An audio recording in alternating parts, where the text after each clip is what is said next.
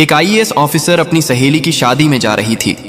उसने आम लड़की की तरह कपड़े पहने हुए थे, ना कोई सरकारी गाड़ी ना कोई सुरक्षा, बस एक आम लड़की की तरह मोटरसाइकिल चला रही थी। जब वह रणनगर शहर के पास पहुंची तो आगे एक पुलिस चेक पोस्ट दिखाई दिया। वहां 3-4 पुलिसकर्मी चेक पोस्ट के बाहर सड़क पर खड़े थे। उनके बीच में इंस्पेक्टर रुद्रभान सिंह अपनी वर्दी में खड़ा था। उसने हाथ में लाठी उठाकर लड़की को रुकने का इशारा किया। लड़की ने मोटरसाइकिल सड़क से किनारे लगाई और खड़ी हो गई। इंस्पेक्टर ने सख्त आवाज में पूछा, कहां जा रही हो? लड़की ने बहुत शांत स्वर में जवाब दिया, एक सहेली की शादी है, वहीं जा रही हूं। इंस्पेक्टर रुद्रभान सिंह ने उसे सिर से पांव तक देखा। वो 28 साल की एक खूबसूरत महिला थी। नाम था प्रिया शर्मा। फिर वो हंसते हुए बोला, अच्छा, सहेली की शादी में खाना खाने जा रही हो, लेकिन हेलमेट क्या तुम्हारे बाप ने पहनना है? क्यों नहीं पहना? और ये बाइक भी बहुत तेज चला रही थी। चलो अब चालान कटेगा। ऐसा कहते हुए उसने चालान की पर्ची निकालनी शुरू कर दी। प्रिया समझ चुकी थी कि उसकी नीयत ठीक नहीं है और ये सब एक बहाना है। उसने कहा, सर, मैंने कोई कानून नहीं तोड़ा है। ओ मैडम, हमें कानून मत सिखाओ, रुद्रभान सिंह झल्ला कर बोला। उसने पास खड़े एक कांस्टेबल की तरफ देखा, फिर प्रिया की ओर मुड़कर कहा, इसे सबक सिखाना होगा। अचानक इंस्पेक्टर ने जोर से एक थप्पड़ मारा प्रिया के गाल पर। बहुत सवाल कर रही है, जब पुलिस कुछ कहे तो चुपचाप मान लेना चाहिए। प्रिया का सिर एक पल के लिए घूम गया, लेकिन उसने खुद को संभाल लिया। उसकी आंखों में गुस्सा साफ झलक रहा था। इंस्पेक्टर हंसते हुए बोला, अब भी इसकी आंखों में घमंड है, ऐसे कितनों को ठीक कर चुका हूं, इसे अच्छी तरह से सबक सिखाना होगा। एक कांस्टेबल आगे आया और बोला, सर, इसे थाने ले चलते हैं, वहीं इसका इलाज होगा, तब समझेगी कि पुलिस से कैसे बात की जाती है। फिर एक और कांस्टेबल ने प्रिया का हाथ पकड़कर खींचते हुए कहा, चलो गाड़ी में बैठो। प्रिया ने झटके से अपना हाथ छुड़ाया और गुस्से में बोली, हाथ लगाने की कोशिश मत करना, वरना अंजाम अच्छा नहीं होगा। इंस्पेक्टर और भड़क गया। उसने एक और कांस्टेबल से कहा, देखो इसका घमंड। कांस्टेबल आगे बढ़ा, प्रिया का बाल पकड़कर उसे खींचने लगा। प्रिया दर्द से कराह उठी। फिर भी उसने अब तक अपनी असली पहचान नहीं बताई थी। वह देखना चाहती थी कि यह लोग कितनी नीचता तक जा सकते हैं। इसी बीच एक पुलिसकर्मी ने गुस्से में उसकी बाइक पर लाठी मार दी और ऊंची आवाज में बोला, बड़ी आई साधु बनने वाली, अब तुझे खिलौना बनाकर खेलेंगे। प्रिया अब अच्छे से समझ चुकी थी कि उसके साथ क्या होने वाला है और यह लोग कितना नीचे गिर सकते हैं। इंस्पेक्टर की आंखों में गुस्सा भरा था।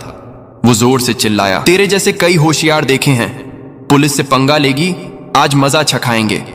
चलो इसे थाने ले चलते हैं, वहां समझ में आ जाएगा। इस समय भी प्रिया चुप थी। उसने अब भी अपनी पहचान उजागर करने की कोई कोशिश नहीं की। वह देखना चाहती थी कि यह लोग प्रशासन की कितनी बदनामी कर सकते हैं और एक आम नागरिक पर किस हद तक जुल्म ढा सकते हैं। इंस्पेक्टर रुद्रभान सिंह अब खींच चुका था। उसके सामने एक ऐसी महिला खड़ी थी जिसके कोमल गाल पर थप्पड़ पड़ा था, जिसके बाल खींचे गए थे, जिसे जबरन सड़क पर घसीटा गया था। फिर भी वह एक मूर्ति की तरह शांत खड़ी थी, न कोई चीख न कोई आंसू। इंस्पेक्टर रुद्रभान सिंह सोच रहा था, थाने पहुंचते ही देखता हूं इस जिद्दी और घमंडी औरत का इलाज कैसे किया जाए। यह सिर्फ गुस्सा नहीं था, यह वो गुस्सा था जो अंदर ही अंदर सुलग रहा था। चौकी इंचार्ज इंस्पेक्टर हंसते हुए बोला, अब इसकी जुबान भी चलने लगी है, चलो थाने, देखेंगे कितनी चलती है इसकी जुबान।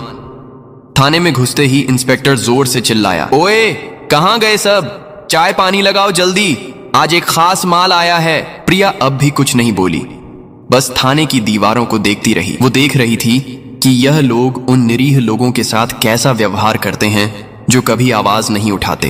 तभी एक कांस्टेबल इंस्पेक्टर रुद्रभान सिंह की ओर झुककर फुसफुसाया, क्या केस है सर?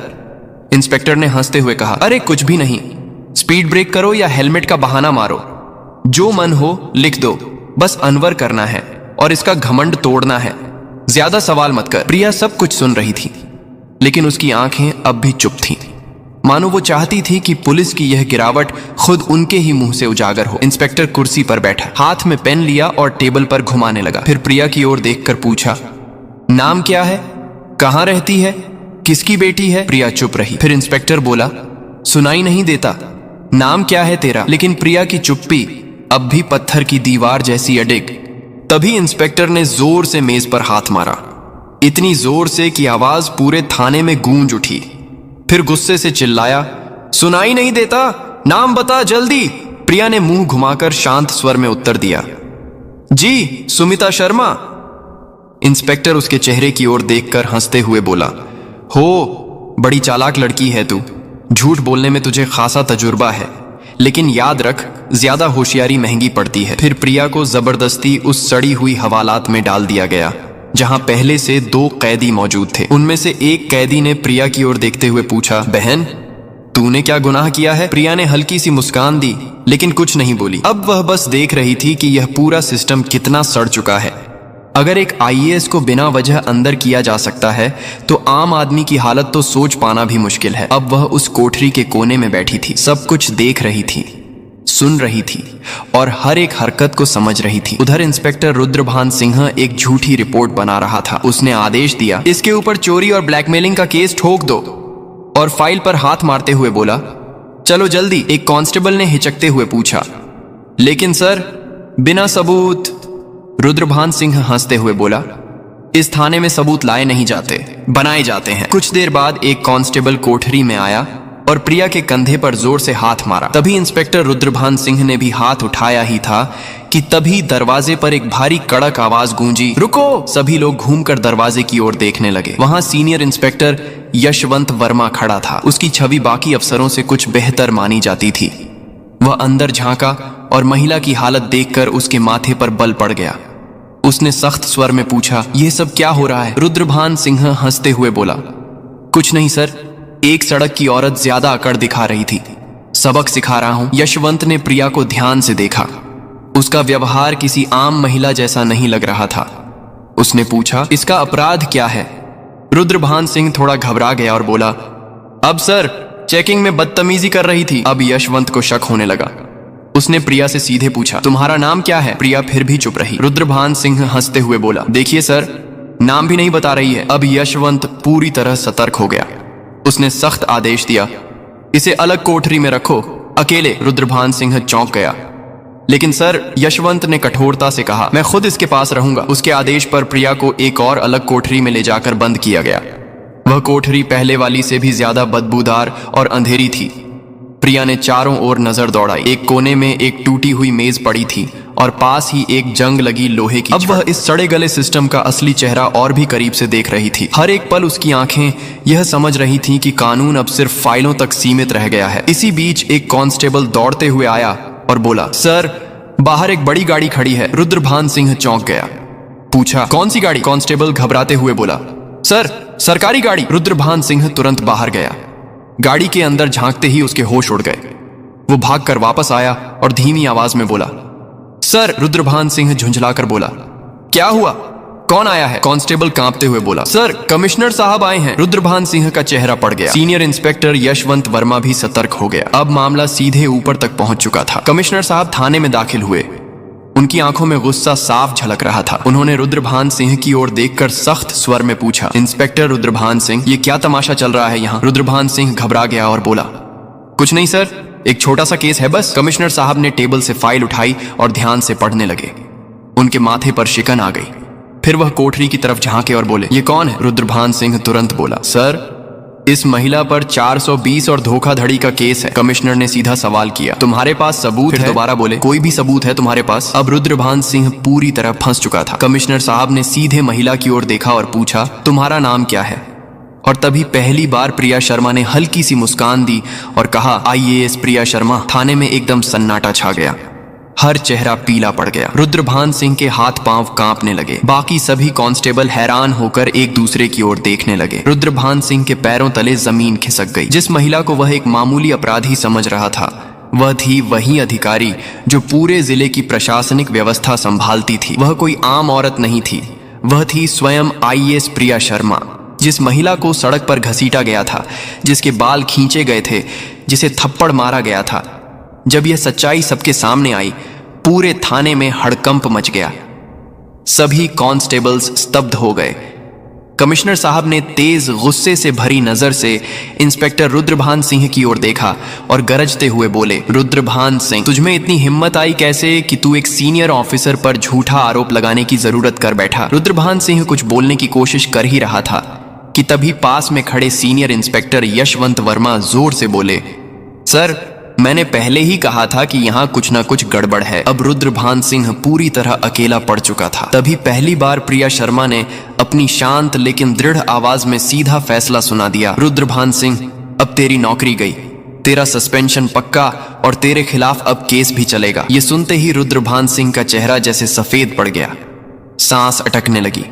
बाकी पुलिसकर्मी भी उससे नजरें चुराने लगे। यशवंत वर्मा ने तुरंत आदेश दिया, हवलदार साहब इसे पकड़ो और लॉकअप में डालो। लेकिन तभी रुद्रभान सिंह ने अपनी जेब से एक मुड़ा हुआ कागज निकाला और मुस्कुराते हुए बोला, रुको मैडम, ये पहले देख लो, फिर जो करना हो कर लेना। उसने कागज आगे बढ़ाया। कमिश्नर और प्रिया दोनों की नजरें एक साथ उसकी ओर गई। रुद्रभान सिंह बोला, यह लो मेरा ट्रांसफर ऑर्डर। 3 दिन पहले ही मेरा तबादला हो चुका है।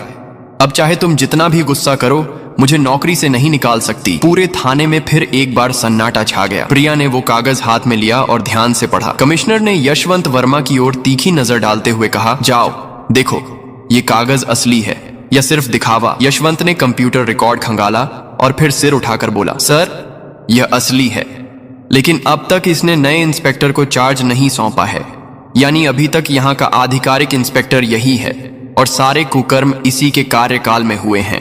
अब इसे कोई नहीं बचा सकता। प्रिया शर्मा ने रुद्रभान सिंह की आंखों में आंखें डालकर कहा, अब तेरा नया ठिकाना वहीं होगा जहां तू दूसरों को डाला करता था। कमिश्नर ने भी सिर हिलाकर उसकी बात पर अपनी मोहर लगा दी। जैसे ही 2 कांस्टेबल उसे पकड़ने आगे बढ़े, रुद्रभान सिंह फिर से चाल चल गया और जोर से बोला, रुको मैडम, मैडम मैं अकेला नहीं हूं। क्या आपको लगता है कि सारा दोष सिर्फ मेरा है? फिर वह थाने के बाकी पुलिस वालों की ओर इशारा करते हुए बोला, ये सब मेरे साथ थे, ऊपर तक सब शामिल है।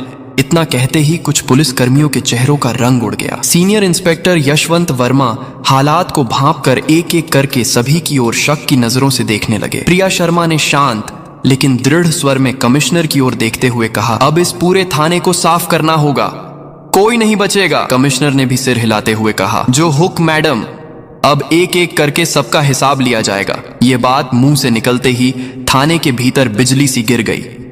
थाने के बाहर कुछ पत्रकार पहले से खड़े थे। उन्हें पहले से ही शक था कि थाने के अंदर कोई बड़ा घोटाला चल रहा है। जैसे ही उन्हें खबर मिली कि पूरा थाना लाइन हाजिर किया गया है, उन्होंने तुरंत मोबाइल से ब्रेकिंग न्यूज वायरल करना शुरू कर दिया। उसी वक्त एक चमचमाती गाड़ी थाने के सामने आकर रुकी। दरवाजा खुला और स्वयं एसपी साहब बाहर आए। चारों ओर नजर दौड़ाई। हर चेहरे पर हवाइयां उड़ रही थीं। थाने के सारे अफसर एक तरफ चुपचाप खड़े थे। एसपी साहब ने तीखे स्वर में पूछा, यहां कब से तमाशा चल रहा है?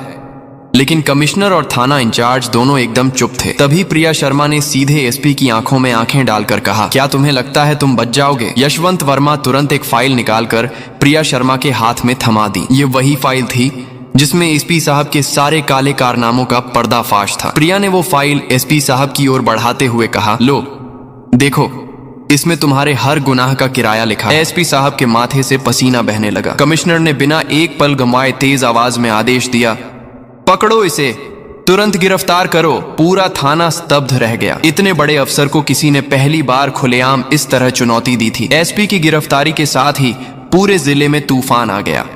मामला दिल्ली तक पहुंच गया।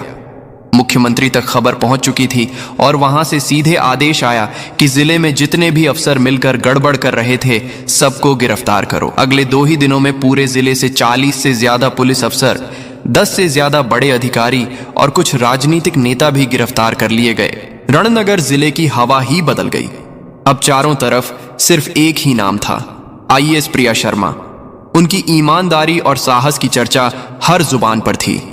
वह महिला जिसने पूरे सड़े गले सिस्टम को हिलाकर रख दिया था। अब प्रशासन में एक नई गति, एक नई सोच और सबसे अहम एक नया डर आ गया था। अब कोई भी यह नहीं कह सकता था मुझे कुछ नहीं होगा। प्रिया शर्मा का काम पूरा हो चुका था। उन्होंने साबित कर दिया था कि अगर मन साफ हो, नीयत सच्ची हो, तो पूरा देश भी सुधारा जा सकता है। अगर आपने वीडियो को यहां तक देखा है तो प्लीज एक लाइक जरूर करें और चैनल को सब्सक्राइब करके हमारा साथ दें।